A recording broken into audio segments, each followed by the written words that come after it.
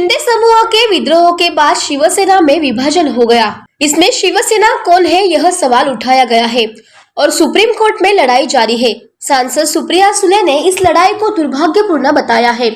बाला साहेब ठाकरे का नाम काम करता है, बाकी सब काम करता है, तो बेटा और पोता जिसके पास बाला साहेब के लिए सब कुछ है, काम क्यों नहीं करता?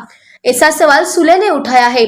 विधायक नीलेश लंके ने प्रतिष्ठान के माध्यम से पार्लर में 1 लाख महिलाओं के दर्शन के लिए मुफ्त बस सेवा शुरू की गई। सुप्रिया सुले इसके उद्घाटन के लिए अहमदनगर आई थी। वह उस समय बात कर रही थी, अगर आप में मतभेद है तो दूसरा घर बना लो, आपको भी शुभकामनाएं। हालांकि उन्होंने राय व्यक्त की है कि ठाकरे परिवार पर इस तरह से आरोप लगाना गलत है। जब कांग्रेस ने शरद पवार के खिलाफ कार्रवाई की, जब वे एक स्वतंत्र पार्टी छोड़कर खड़े हुए, तो उन्होंने यह नाही कहा की काँग्रेस मेरी है, इसमें लोक मेरे है। राजे आहेत ते आता या देशाचे, त्याच्यामुळे त्यांनी छोट्या लोकांची चेष्टा करावी, ही त्यांची संस्कृती असेल। आमची संस्कृती नाही। आमच्यासाठी कुठलाही पक्ष हा छोटा मोठा नसतो, त्याच्यामागे एक वैचारिक बैठक असते आणि ही गोष्ट सातत्याने कैलासवासी भारतरत्न डॉक्टर बाबासाहेब आंबेडकरांनी संविधानात सांगितलेलं आहे। त्यांची विचार करायची पद्धत कशी आहे, माननीय नड्डाजी काय म्हणतात, जे भारतीय जनता लॉन्ड्रीचे अध्यक्ष आहेत, की एक पक्ष एक देश। आमचा तसा विचार नाही, आमचा संविधानावर प्रेम आहे, संविधानावर विश्वास आहे। त्याच्यामुळे एक देश अनेक पक्ष हे खूप दुर्दैवी आहे।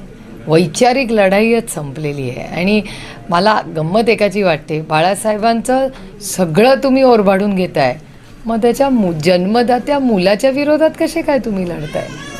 म्हणजे मानच्या आणि बाळासाहेबांचा आयुष्यातला अविभाज्य भाग म्हणजे त्यांची मुलं आणि त्यांची नातवंड आहेत। तर त्यांच्यावर जेव्हा तुम्ही हल्ला करता, तेव्हा बाकीचं खूप असं म्हणजे फार संयुक्तिक हे जे काय चाललं आहे, हे माझ्या मनाला न पटण्यासारखं आहे, माझ्या संस्कृतीला न पटण्यासारखं आहे। तर तुमचे मतभेद असतील तर वेगळं घर करा, तुम्हाला शुभेच्छा आहेत, पण ओरबाडून नको नको ते आरोप करून त्या कुटुंबावर, म्हणजे नाव त्याच कुटुंबाचं वापरायचं, पण त्यांचं बाकी सगळं तुम्हाला चालतं, फक्त त्यांची मुलं चालत नाहीत, नातवंड चालत नाहीत। हे खूप खूप दुर्दैवी आहे आणि आपल्या सुसंस्कृत महाराष्ट्राला न शोभणार आहे, खूप दुर्दैवी आहे आणि महाराष्ट्राच्या सुसंस्कृत राजकारणाला न शोभणं आहे।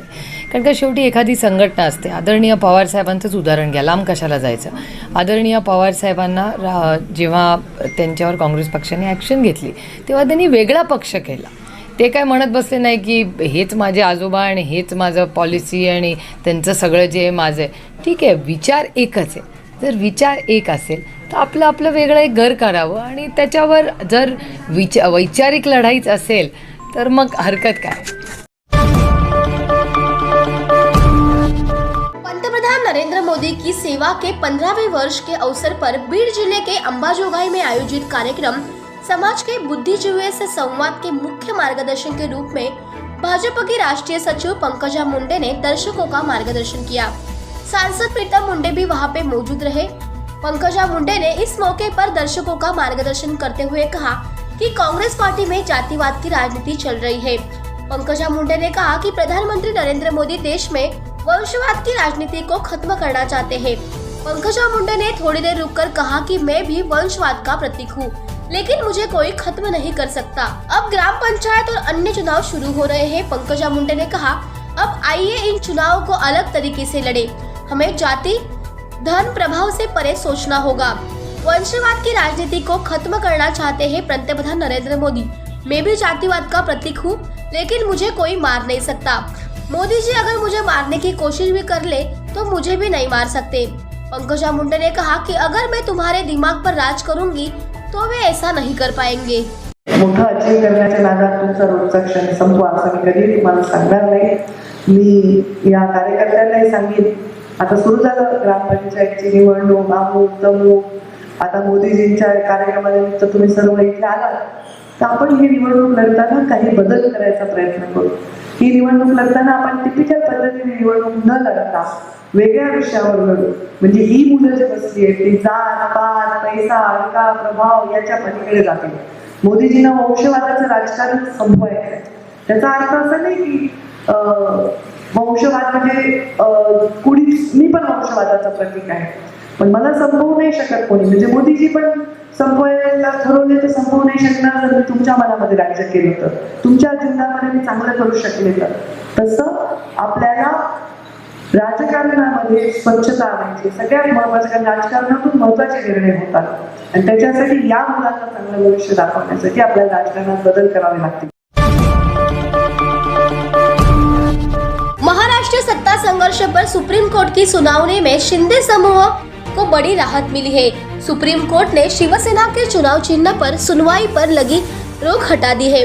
मंगलवार को सुनवाई में सुप्रीम कोर्ट ने चुनाव आयोग को असली शिवसेना कौन है इस बारे में कार्यवाही शुरू करने की अनुमति दी है। तो अब वास्तव में शिवसेना किसकी है, शिवसेना का धनुष्य बाण किसे मिलेगा, इस संबंध में चुनाव आयोग में सुनवाई शुरू होगी। चुनाव आयोग सबसे पहले यह सत्यापित करेगा कि शिवसेना के जनप्रतिनिधि और शिवसेना पार्टी के अधिकारी किसके पक्ष में है। एकनाथ शिंदे के पास शिवसेना के विधायकों और सांसदों का बहुमत है, लेकिन एकनाथ शिंदे और उद्धव ठाकरे को चुनाव आयोग के सामने साबित करना होगा कि वे किसके पक्ष में हैं। इसके लिए दोनों पक्षों की ओर से बड़ी संख्या में चुनाव आयोग को हलफनामा दिया जा रहा है। इन सभी दस्तावेजों की जांच के बाद चुनाव आयोग शिवसेना के विधायकों, विशेषज्ञ और पदाधिकारियों को भी सुनवाई के लिए बुला सकते हैं। इसके बाद सबसे ज्यादा नेता, उपनेता, विधायक, सांसद, सचिव, जिला संपर्क प्रमुख और विभाग प्रमुख वाले असली शिवसेना के रूप में पहचाने जा सकते हैं। इसके बारे में मुख्यमंत्री एकनाथ शिंदे ने अपनी राय व्यक्त की है। शेवटी लोकशाहीमध्ये घटना, कायदा, नियम याच्यावर आधारित निर्णय होत असतात आणि लोकशाहीमध्ये बहुमताला महत्त्व असतं। त्यामुळे आज बघायला गेलं तर बहुमत जे आहे आमच्याकडे आहे, विधानसभेत पण आहे आणि लोकसभेत पण आहे। त्यामुळे जो काही निर्णय सुप्रीम कोर्टाने घेतलेला आहे त्याचं मी मनापासून स्वागत करतो। बाकी न्यायप्रविष्ट बाबी आहेत त्यामुळे मी जास्त काय त्याच्यावर आणखी बोलणं उचित होणार नाही। परंतु जो काही दिलेला निर्णय जो आहे लोकशाहीमध्ये आणि नियमाला धरून, कायद्याला धरून, घटनेला धरून त्याचं आम्ही स्वागत करतो। सर्वत्र आता फटाके देखील फोडले जातात, आनंद उत्सव साजरा केला जातो आणि खूप मोठा विजय मानला जातो, त्याबद्दल काय म्हणतो? या लोकांचा आनंद आहे, कार्यकर्त्यांनी आनंद व्यक्त करणं हे काही गुन्हा नाहीये। सर, स्थानिक स्वराज्य संस्थांच्या निवडणुका कुठेतरी चिन्ह मिळेल की नाही मिळेल याची शंका होती।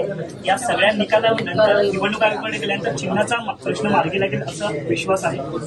शेवटी आता सुप्रीम कोर्टाने निवडणूक आयोगाने निर्णय घेऊ नका अशा प्रकारचं जे विरोधी पक्षाचा आग्रह होता की एक निवडणूक आयोग हे एक वेगळं त्यांना एक वेगळी बॉडी आहे।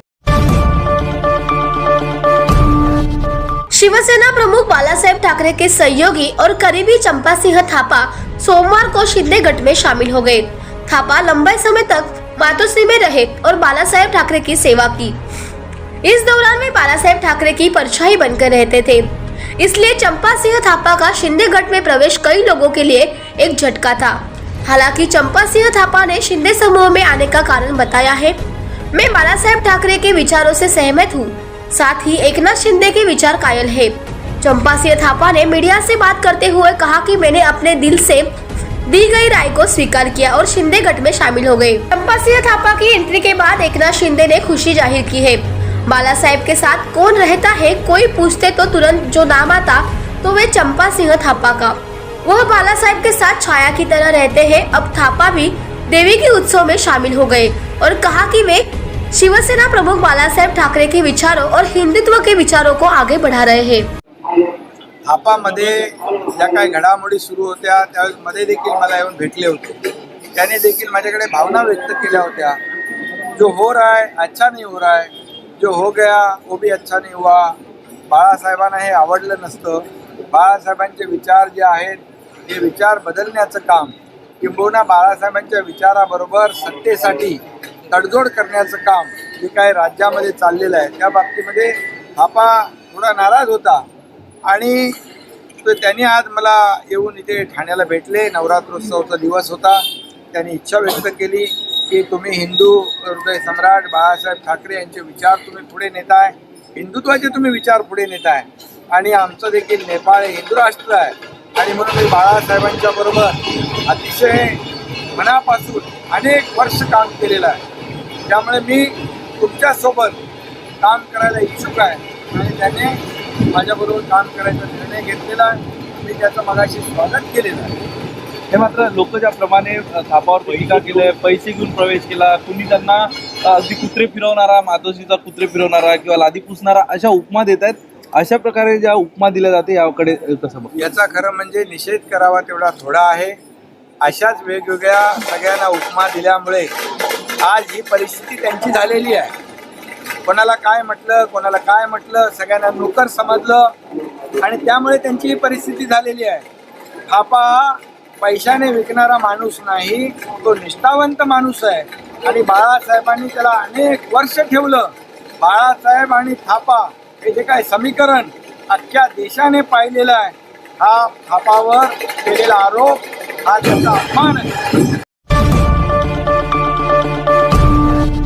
नवी मुंबई के खारगर में रहने वाले पीयूष अग्रवाल ने राष्ट्रीय स्तर पर आयोजित master ranking tournament 35+ men's single badminton में गोल्ड मेडल जीतकर एक नया कीर्तिमान बनाया है. Piyush Agarwal badminton gold medal जीतने वाले नवी मुंबई के पहले नागरिक हैं. प्रतियोगिता का आयोजन तमिलनाडु के चेन्नई में किया गया था. पीयूष वर्तमान में महाराष्ट्र राज्य में दूसरे स्थान पर है और देश में तीसरे स्थान पर. वह टूर्नामेंट में भी तीसरे स्थान पर है. हालांकि उन्होंने शीर्ष 2 खिलाड़ियों को हराया था, जिसके बाद उन्हें गोल्ड मेडल मिला है. उन्होंने बताया कि वो पिछले 3 वर्षों से लगातार बैडमिंटन की तैयारी कर रहे हैं. नेरुल की नवोदय अकेडमी से ट्रेनिंग लेकर वहां खेलने गए थे. उनके कोच शेशिल मिटकरी ने बताया कि हमने इस प्रतियोगिता में जाने से पहले टेनिस कोर्ट पर काफी पसीना बहाया है. छोटी छोटी गलतियों को भी कैसे सुधारा जाए और फिर कमजोरियों को अपनी ताकत कैसे बनाया जाए, हमने उस पर काम किया है. विजेता पीयूष अग्रवाल ने कहा कि इसमें कोच के साथ फिटनेस ट्रेनिंग उनकी पत्नी का भी अहम रोल है. मैंने फिटनेस पे ज़्यादा ध्यान दिया. रोज फिटनेस मेरा कंटिन्यू रहा, हफ्ते में 4-5 दिन. और खेलने का जब भी मौका मिला वीकेंड पे, तो मैं ये नवोदय बैडमिंटन एकेडमी में हर सैटरडे संडे आके शिशिर भाई की गाइडेंस में मैंने प्रैक्टिस की. और जो फिटनेस है वो मेरी वाइफ हैं जो मेरे को ट्रेन करती हैं फिटनेस में. क्रेडिट ज़्यादा उनको जाता है और मेरी पूरी फैमिली को, जिन्होंने पूरा सपोर्ट किया. और अभी मेरा अगला टारगेट है वर्ल्ड चैम्पियनशिप है अगले साल सियोल में, कोरिया में. तो उसके लिए पूरा और जोर से तैयारी करेंगे और कोशिश करेंगे वहाँ पे भी कोई मेडल जीता. स्टेट लेवल पे तो काफ़ी खेले हैं, 15-16 टूर्नामेंट खेले हैं स्टेट लेवल पे, और नेशनल भी कुछ 8-10 नेशनल्स खेली हुई है.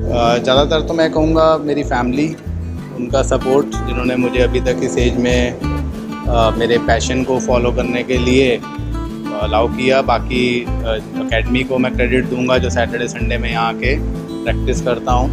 But the maximum credit goes to my wife. मेरी वाइफ को जाता है जिन्होंने मुझे पूरा इसमें मोटिवेट किया, इंस्पायर किया. इसके महाराष्ट्र में जारी सत्ता संघर्ष पर सुप्रीम कोर्ट में सुनवाई हुई. इस मौके पर शिवसेना प्रमुख उद्धव ठाकरे और मुख्यमंत्री एकनाथ शिंदे के दोनों गुटों के पक्ष में दिग्गज वकीलों ने जोरदार बहस की. लेकिन जीत हमारी होगी, मां भवानी पर हमें भरोसा है. उद्धव ठाकरे ने जताया जीत का भरोसा. यह जानने की उत्सुकता है कि नवरात्रि पर्व के दौरान कोर्ट का वोट किसको मिलेगा. जीत हमारी होगी, मां भवानी का मानना है. उद्धव ठाकरे ने दहाड़ते हुए कहा कि चाहे जितने अफजल खान आ जाए वह नहीं डरते. ठाकरे उस्मानाबाद से आए शिवसेना कार्यकर्ताओं के सामने बोल रहे थे. इस मौके पर शिवसेना विधायक कैलाश पाटिल कुछ कार्यकर्ताओं को मातोश्री ले आए और शिवबंधन बांध दिया. शिव सैनिक उत्साहित है क्योंकि बॉम्बे हाईकोर्ट ने शिवाजी पार्क में दशहरा मेला आयोजित करने के लिए ठाकरे के पक्ष में फैसला सुनाया. लेकिन सुप्रीम कोर्ट में चल रही सुनावणी के पृष्ठभूमि में दोनों गटों में अफरा तफरी और दहशत है. जर असे सगळे सैनिक मोजले असते तर दसरा मेळाव्याच्या कितीतरी पटीने एक मेळावा इकडेच झाला. आणि बाकीचे जे फोन येत आहेत, निरोप येत आहेत, कुठे काही आपलं वाकडे झालेलं नाहीये. एक भवानी मातेची एक कृपाच आहे आपल्यावरती. आणि कृपा ही नुसती कृपा नाही, तर तिने दाखवून दिलेलं की खरे कोण आणि खोटे कोण.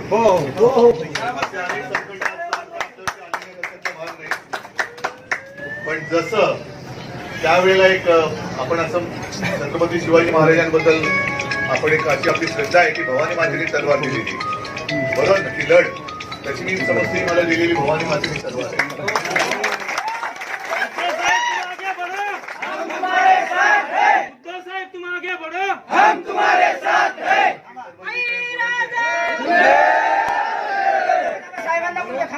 बाकी मला जे बोलायचं ते मी दसऱ्याला बोलणार त्यामुळे आता तुर्त मी जे आपल्या सोबत आलेले आहेत शिवसेनेत आलेले आहेत त्यांचं स्वागत करतो आणि त्यांचं एक वेगळेपण अशासाठी की होतो ना, मी 2.5 वर्ष मुख्यमंत्री होतो. येणारे त्याही वेळेला अनेक जण आले, अनेक जण येऊ शकत होते, पण आज मुख्यमंत्री नसताना आणि शिवसेना लढत असताना सोबत येत आहेत. त्यांचं नाही म्हटलं तरी मला आणि आपल्याला कौतुक हे अधिक असलं पाहिजे. नवरात्री कालपासून सुरू झालेली आहे. तुम्हाला सर्वांना उदंड आरोग्य लाभो असं भवानी मातेच्या चरणी मी साकडे करतो, प्रार्थना करतो आणि पुन्हा दसऱ्याला भेटणारच आहोत. तोपर्यंत जय हिंद, जय महाराष्ट्र.